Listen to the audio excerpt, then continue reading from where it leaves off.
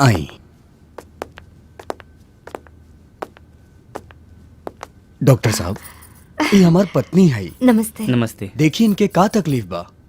हम तो एकदम ठीक बानी जी। ओहो, सच कहता नहीं, जब से हमरा के वो प्रियंका हनुमान जी के सिंदूर लगवले बाड़ी तब से अब हमरा कोनो तकलीफ नहीं खे।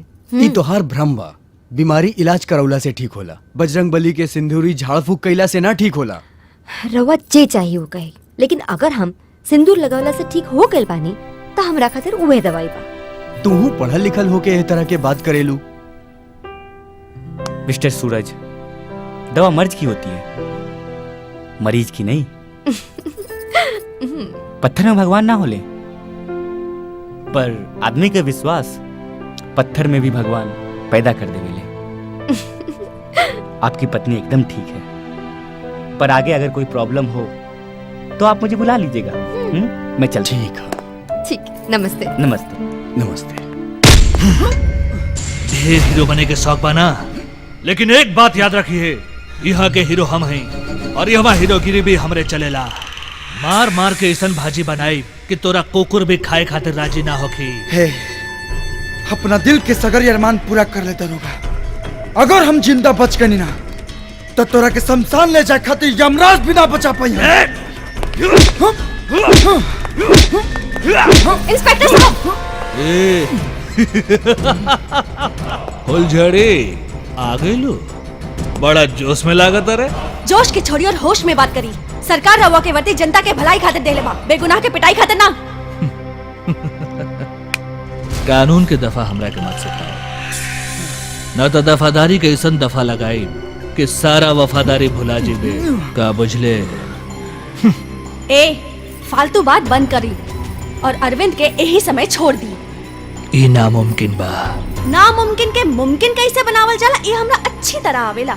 अच्छा, ते कुछ ना कर पाइबे। अरे, ई का करता रे? यही समय अरविंद के छोड़ दो, ना तो इज्जत लुटाई के ऐसन केस करब कि जीवन भर जेल में जमाई बन के रह जाइबो। खोल दसन न करे के। शुक्र मनाओ कि ते बच गए। ध्यान रखिए, केहू से कुछ मत बोलिए।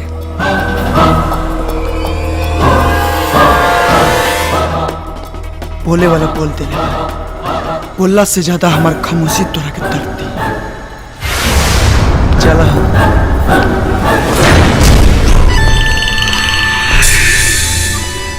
अपन बेइज्जती के ऐसन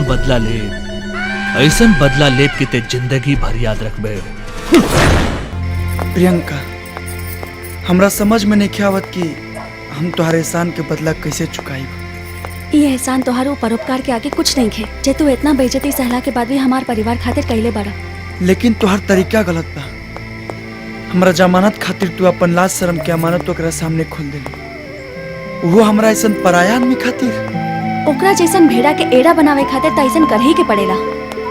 वैसे भी हम जो भी कहीं तोहरा के आपन जान के, पराया जान के ना। मतलब? डॉक्टर हवो, इतना तो समझ में आवे ही के चाहिए। बड़ा बुद्धू बाड़ा। चला लावा, हमार फीस लावा। फीस? कैसन फीस? अरे तोहार रिहाई के। अच्छा बोला, का चाहिए? जॉन मांगब उ देबा? एक बार मांग के तो देखा। पक्का? पक्का।